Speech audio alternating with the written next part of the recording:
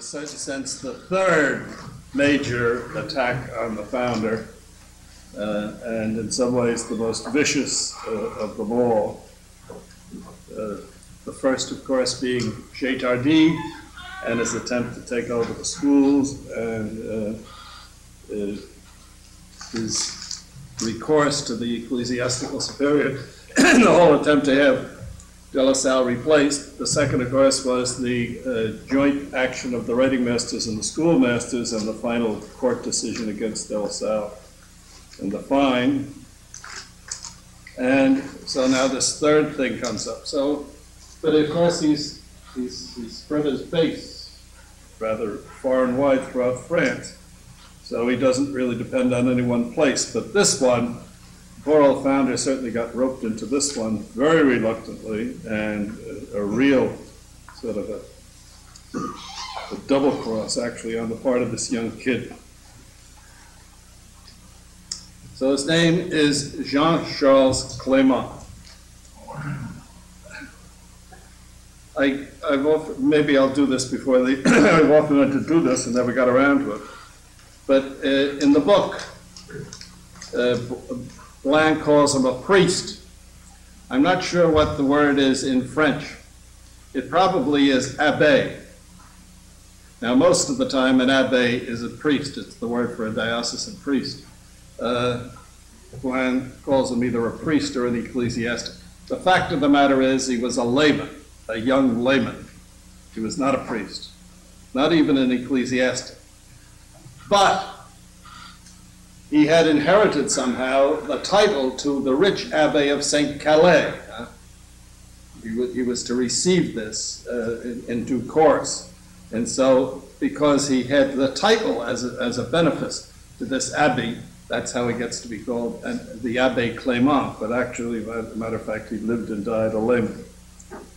Now, his first encounter with De La Salle was while De La Salle was at that St. Roch, very small little community with mostly living there with a couple of other priests. And De La Salle was recovering from a knee injury. It's called a wen in the thing. What had happened, of course, was De La Salle, early one morning, he was going from the Rue de Bac across the Seine River, and he went across the Pont Royal, because the Rue de Bac is right practically on the banks of the Seine. Goes across the Pont Royal, which leads you right there to the Tuileries Gardens. And at that time, there was a big gate there. And it was very early in the morning, and he stumbled and fell, and he pierced his knee with a spike that was in the ground to hold the gate together. And so he got up and he started crawling, getting on his feet. He was tottering all over the place with this very painful injury. He had rheumatism already anyhow. And people thought he was just a drunk priest, you know, on his way home from carousing or something. But so he practically had to crawl past where the Louvre now is, you know, where that triangle of hay is. And of course, they get to the other side and up to the Rue Saint-Honoré, which is just a street or two up. And he knocks on the door of the house at St. Roch, and his brother opens the door, and he fainted right into his arms. And so he had a long time recovering from that injury. So that's where he was, in the Rue Saint-Honoré, and the School St. Roch. And this young Jean-Charles Clément comes to him, and he says, well, he's heard a lot about the stuff that he's doing and so on. And he was interested. He said, I'm fairly wealthy. I come from a wealthy family. My father's a surgeon. I have $800 a year of my own spending money, 800 livres a year. It's $8,000, nice allowance. And he said, and when I get to be 21 or whatever age, I'll inherit this title to this monastery, and then I'll be happy to support anything that I can be interested in. And he says, I'm particularly interested in setting up vocational schools or some sort of vocational training program for young kids, late teenagers. So the founder said, well, if we're going to get involved in it, it has to be in accordance with our institute, and that doesn't sound exactly right. So the founder wrote him up a little thing. He said, now here's what we're all about. So read this and study it and come back. Well, so he read it and he said, well, he certainly was not interested in the gratuitous schools, but he did see this reference to teacher training programs, and he certainly would be interested in doing something like that. That would be close And if he had a training program for school teachers, then he might also have a vocational training program in conjunction with it. So, but De La Salle is cautious, and he tells him, well, wait and wait and wait. And he's an impatient young man, and he keeps saying, well, the more, as Glenn says, the more he tried to push the thing forward, the more De La Salle became reticent and said, no, hold back, we're not ready yet. And this thing has to be matured and has to be thought out carefully, and so on and so forth. So finally he decides to go to the cardinal. So he works through the cardinal's vicar general, and the vicar general says, well, now, let's be careful here.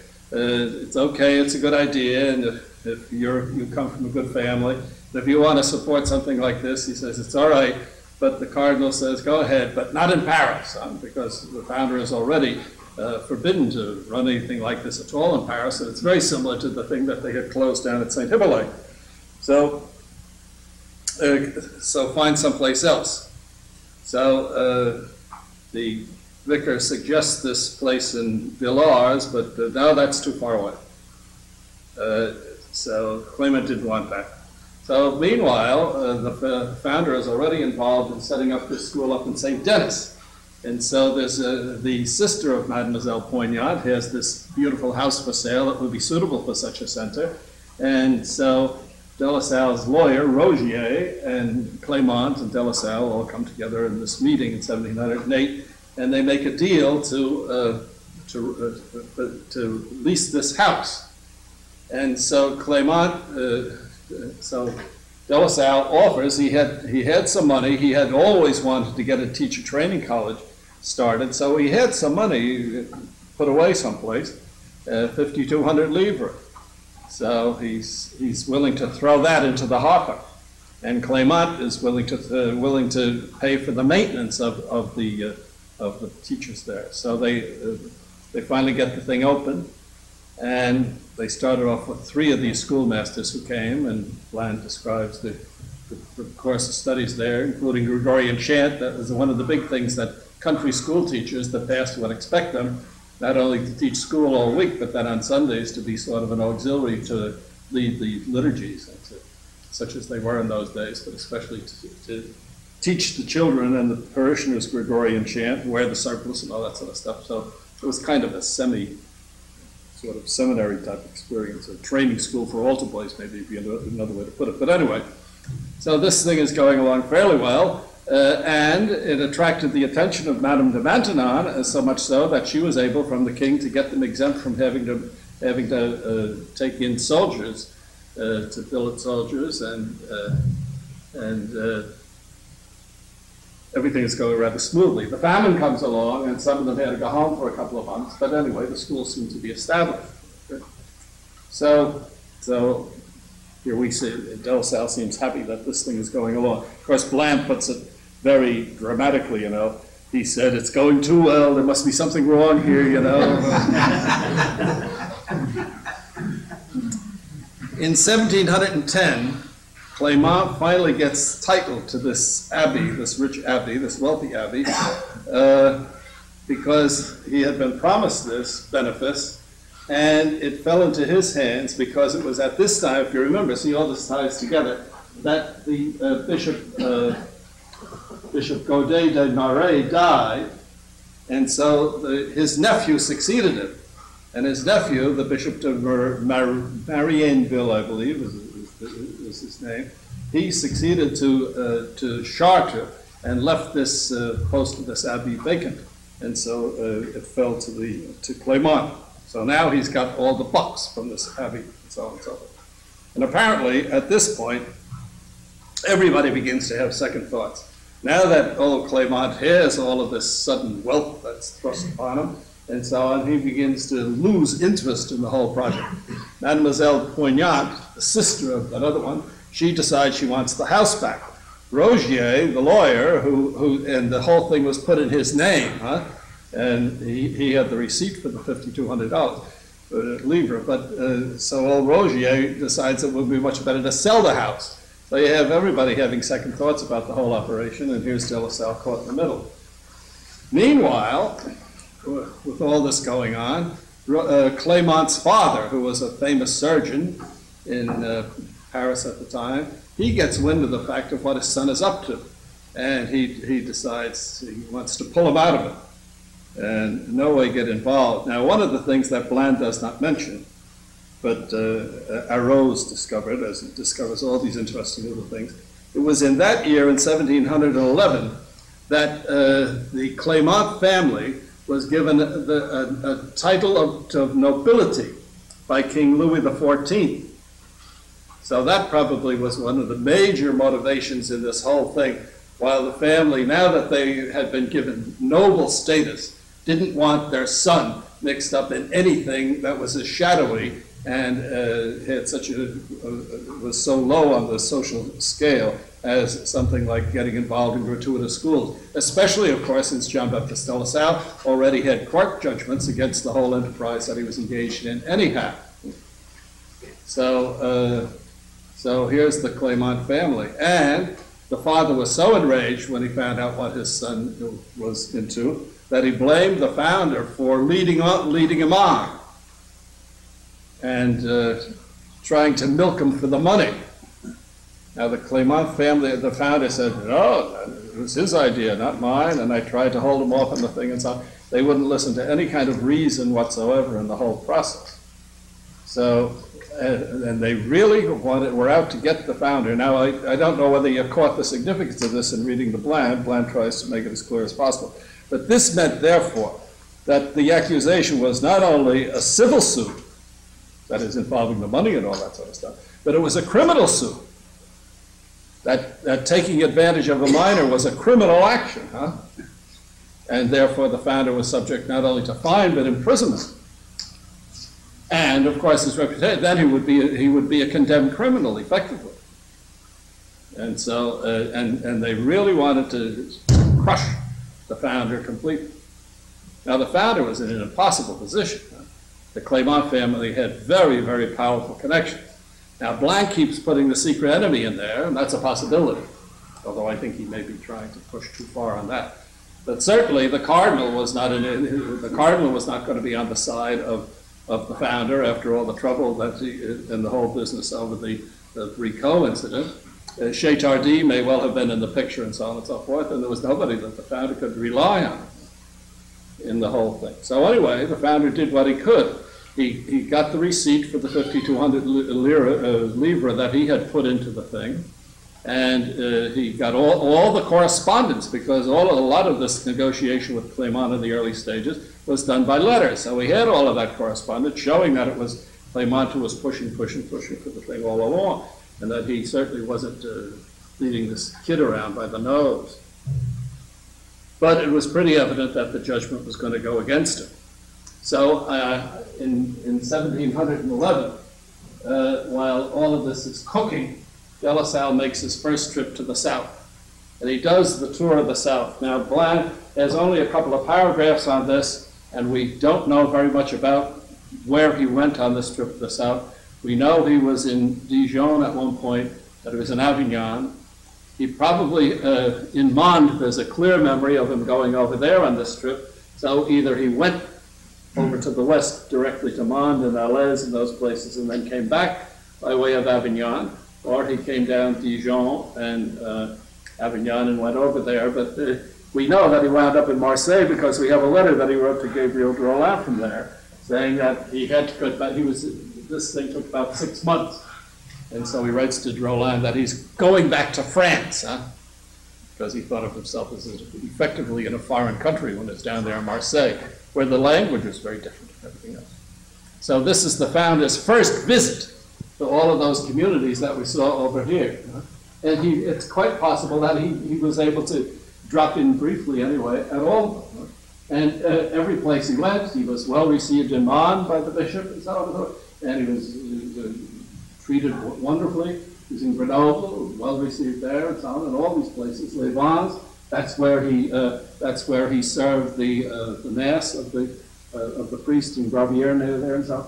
Now it's hard to tell these stories whether they apply to this first trip or whether they apply to the second trip when he gets down there for 2 years. But at any rate, it seems quite possible that in this trip he was able to visit the community. But then when he's in Marseille, word comes that this Clément thing is coming to a head, and he'd better get back and try somehow to defend himself. So it's then when he begins to draw together all the papers, and he gives them over to his lawyer. So in 1712, on January the 23rd, he's cited to appear before the court under this charge of suborning a minor. And so he prepares this dossier. 13 letters he had from Clément urging him to do this. The receipt, and then a memoir, his own memoir of the whole thing. Now, Blanc says he has that memoir in front of him. So the main lines of Blanc's account would certainly be true and factual. All right. So Rogier, the lawyer, finally sees that the judgment is coming. There's no hope, because apparently, as the more modern interpreters of this would point out, that in spite of all of the evidence that he had, that he wasn't leading the fellow astray, the fact that Clément was a minor was the only thing that the judge was concerned about. The fact that De La Salle let himself get involved in complicated financial negotiations with somebody who had no legal competence to do so was already enough for an unfavorable judgment. So Rogier tells him that the judgment is coming, and he says there's no hope for this thing whatsoever. And he said they're talking about putting out a warrant for your arrest, and they're going to confiscate the house and everything else, and so on and so forth. So in February, De La Salle heads for the hills and goes back down south and gets lost, leaving just disappeared, and off he went. The judgment finally comes in May, and the judgment, these are the conditions of the judgment. First of all of the documents signed by Clément, the young Clément, all of these documents are null and void. All those letters, therefore, have no legal status, and all of his promissory notes where he promised to kick in his half. That the debt of 5,200 livres is canceled, that the founder is commanded to repay Clément the 3,200 livres that Clément had put into the operation for maintenance purposes, and a formal warning that he was never again to do any business dealings with minors, all right, and no more promises of this kind, and so on and so forth. So it is effectively a guilty verdict. But this is by this time the founder is in the south. Now, Brother Bartholomew, who sort of stepped into the vacuum, made the mistake of quoting the condemnation literally, and I think we better take a look at that, page 93. And remember, Blanc is writing this with the founder's own things in front of him, so he must have been willing to indicate that this was part of what was in his mind. The top of 93. After the departure of the servant of God, the brothers received two summonses, one from Rogier, who had gone over to the other side, although he had been John Baptist's intimate friend, and the other from Clément's father. In both of these documents, De La Salle was treated with extreme discourtesy. And particularly, they made it a point to call him a priest of the Diocese of Reims and superior of the brothers of the said house, in other words, superior in Reims, and not superior of the brothers of Paris and St. Denis. So he says all of this shows that collusion with the Chetardy. Well, maybe. But then the next one, jump a paragraph. What affected the founder most keenly was that he imagined that all of the brothers in Paris were on his enemy's side. It was a false impression because the brothers in Paris during his absence remained in his regard what they had always been. What gave him this impression was the fact that Brother Bartholomew, thinking that it was the correct thing to do, had forwarded to him the two summonses in which the Holy Founder was addressed as superior of the brothers in Reims, not Paris. Such terms, which could be only dictated by his rival, of course, well, if that's what the document said, made him wonder about the fidelity of his disciples in Paris and feared that they might already have given in to the intrigues of his enemy. Or as he said to himself, why send me these documents couched in such terms, if not to hint that they no longer consider me as their superior? They're referring to him as the superior of the Reims brothers, not the superior of the Paris brothers. His suspicion was ill-founded. Brother Bartholomew had sent him the papers in all straightforwardness, thinking he should have let him know what was going on in his absence. So that's the story of the thing. Now, old Rogier. So now the upshot of this is Rogier then decides. Apparently, Rogier or whoever other lawyer, whatever other lawyers they were working with, turned over all of those papers to the Clément family, got hold of them and so on. Whether that would have made an awful lot of difference or not, but certainly the founder was betrayed. Rogier is trying to salvage what he can of the thing, so he decides, because the brothers still have a school there, so Rogier, something like Vouillard again, decides to try to salvage the thing by buying the house himself and claiming it for himself, because he had the receipt for the 5,200 livres. So he was allowed to do that, on condition that Mademoiselle Poignant be paid the balance. And so he got hold of the 5,200 livres and was allowed to keep the house. And the brothers were allowed to stay there for the time being. And he said that he would repay them.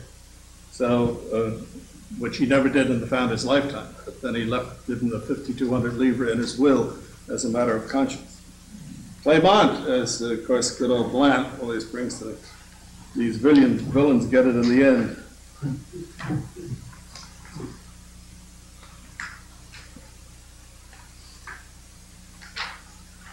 Where are we?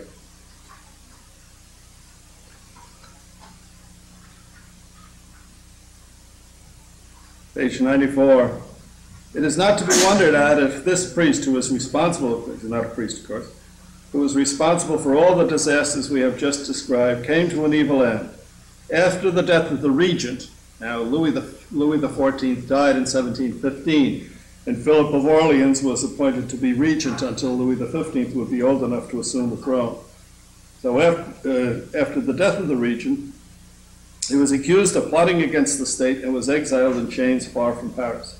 As for Rogier, he recognized his wrongdoing and tried to make up for it as best he could. And so he left him the 5,200 livres. Now, what Bland apparently didn't know, and or he would have done a wonderful job on this, was that Clément's father, now unless Bland, again, is confusing two things, Clément's father was arrested. He got on the wrong side of the developing political scene. I'm not sure that I ever heard exactly what. And he wound up in the Bastille. And when I visited Arros in Paris a year or two ago, and he swore me never to tell anybody what he was working on, so I think he did. By which he meant, don't tell Michel Sauvage, so I never. But Arros discovered that apparently the archives of the Bastille were somehow preserved, or parts of them were, and he has discovered the whole process against the elder Clément that wound him up in the Bastille. So he hopes to make a cahier out of that someday. So unless Bland is confusing them, the two of them got what they deserved in the long run. Yes, Floyd. Granted LaSalle's reluctance to get involved in this in the first place. Yeah. Given his legal, background, do you have any insight as to, why would he sign documents of considerable financial magnitude with a minor? Yeah, well, that's maybe one reason why I'm not as enthusiastic as Gus is about this, this legal streak in it. But he's, first of all, I think he's inclined to be trusting, huh? And when he sees some, especially if he sees some possibility of good coming out of an involvement that he has, he's inclined to go along with it. But I have a very similar question when we come to Irénée. Now, Irénée came also from a noble family, and as a young man, this Claude Dulac de Montesembert, and as a young nobleman, he was in the army, and he turned into a compulsive gambler and a compulsive womanizer. And his father had to rescue him a couple of times from the gambling thing, and was just about ready to write him off. that as a young Army officer, he got wounded in a battle and something like vicious. He had part of his leg blown off or something, and he recovered from that, and then he went on a reform kick. And so he went from monastery to monastery, and every time the father caught up with where he was, he didn't want the father to know where he was. So every time he applied for entrance into a whole series of monasteries, they'd always say, well, send home for your baptismal rite. And older Rene said, no, I don't want you to contact, I don't want anybody at home to know where I am. So the Capuchins wouldn't take him, and the Franciscans wouldn't take him. His biography was written up, and the title of the biography in French is Qui l'aura? Who will have him? Who will take him? So he comes to Parmeny, where De La Salle is, and De La Salle puts him under several trials and so on, but gets involved with him, and then he puts the habit on him without asking any of those questions.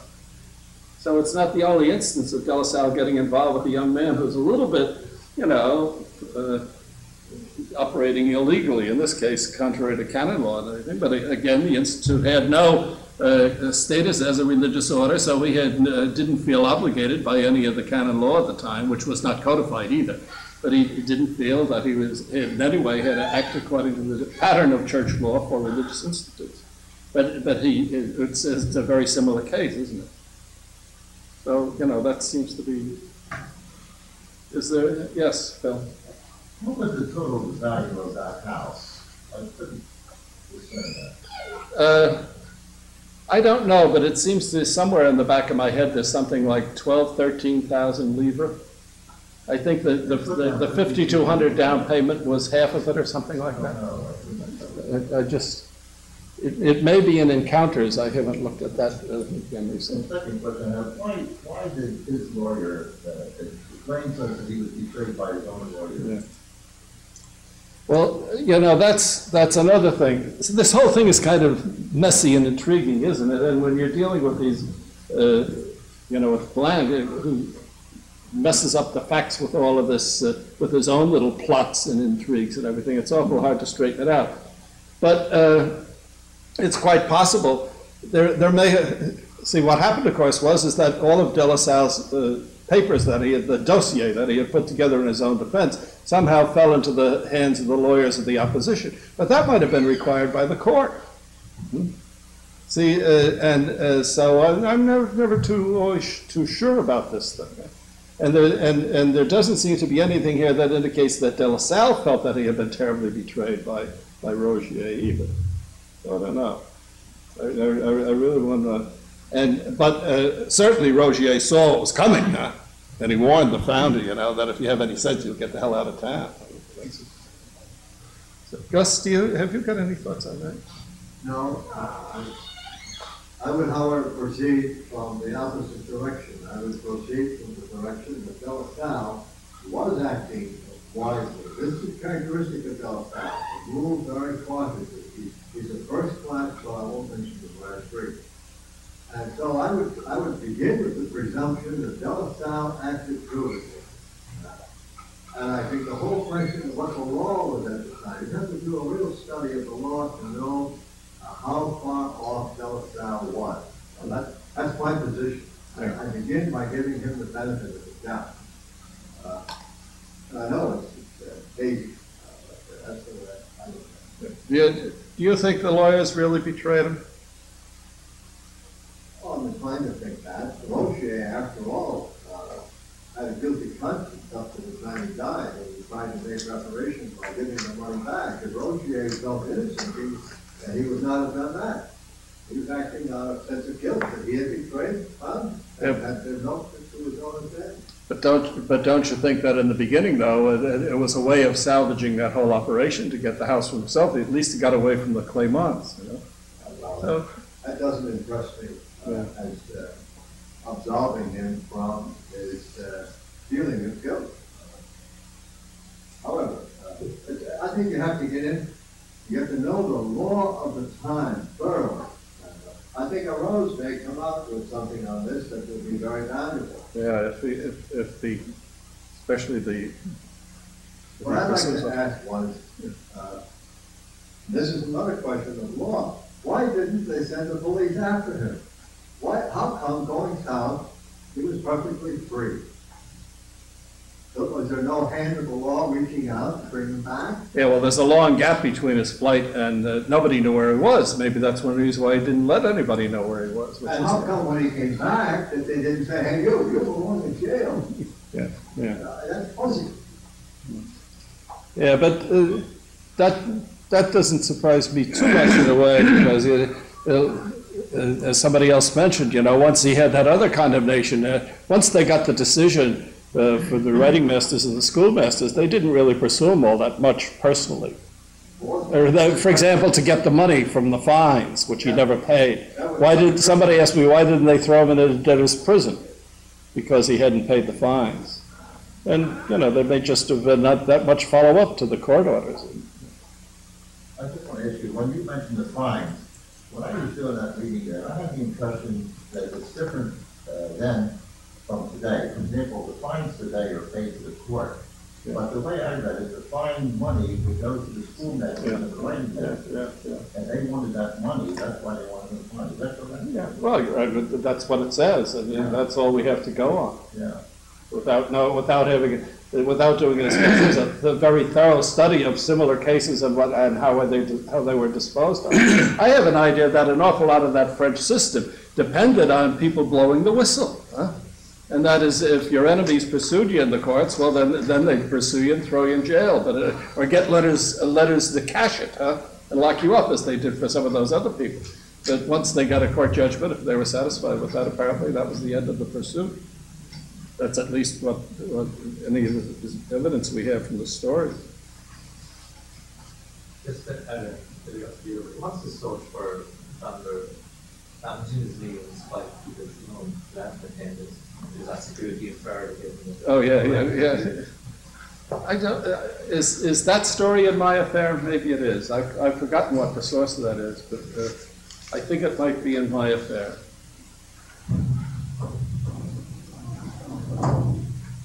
You have to look at it. I'll take a look at my affair and see if I can find it.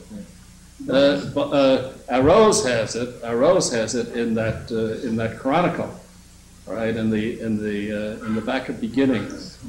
So it's there. So he got it from someplace, and it might be in my affair. Was Lassalle sentenced to jail? No. He was condemned. He was found guilty, but there was no sentence. That's another aspect of the thing. At least from any of the sources we have. Now, Rogier told him that there was a warrant out for his arrest, or that there was going to be a warrant for his arrest, but, which of course would have meant throwing in jail. But then when any account we have of the final judgment doesn't mention that. The main thing is, of course, is that he was convicted of what was effectively a criminal act. Is your opinion that the calendar was indiscreet? No, I don't think so. I'm kind of inclined to agree with Gus a little bit, but I don't think, it depends on what you mean. If something interested him like that, I don't think he saw all the ramifications of what he was doing all the time, but he might. I'd be more inclined to think of it that way. That here's this fellow coming along, and he goes very cautiously with him and so on, but he has the 5,200 livres, and he is interested in getting something going. And this guy is so evidently full of goodwill and enthusiasm and energy and everything else, and he has the bucks. And so, and he also has the contacts with the cardinal, and got that major obstacle cleared out of the way and so on. So I could see him thinking that he was moving cautiously, but in a very definite direction, without even thinking of this whole business of his involvement with the mine. It's interesting, he kept all the 13 letters. So Yeah. That's a real legal move. Yeah. He was protecting his flank by keeping all those documents. I would just think that if a 17-year-old came to me and had a certain amount of money was going to, I wouldn't touch him because I think I would contact the parents. I say 17 because I imagine the legal age for adult is 18 years. It's 21, let's say 20. For someone to come even with money without seeing the parents, odd question. Yeah, but look at it through this whole enterprise. He's dealing with very, very young kids, huh?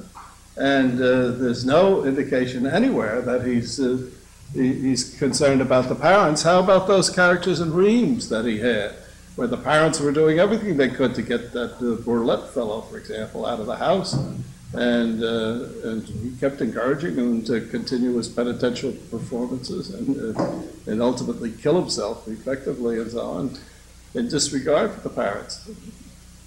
It's another part of the De La Salle, even with regard to his own family and with regard to other people's families. He has some very negative things to say about parents and relatives. It's another, you have to be careful with the French word parents, not relatives in general, but especially parents. He doesn't, that does not seem to have been part of his concern, that if these young fellows were interested enough, that willing to leave the world behind, the fuga mundi tradition and all that sort of stuff. Could parents have gone after some other parents of some of those young men who joined the Institute and stayed with it? I wonder how much the issue was the fact that Salm was ability of people being connected.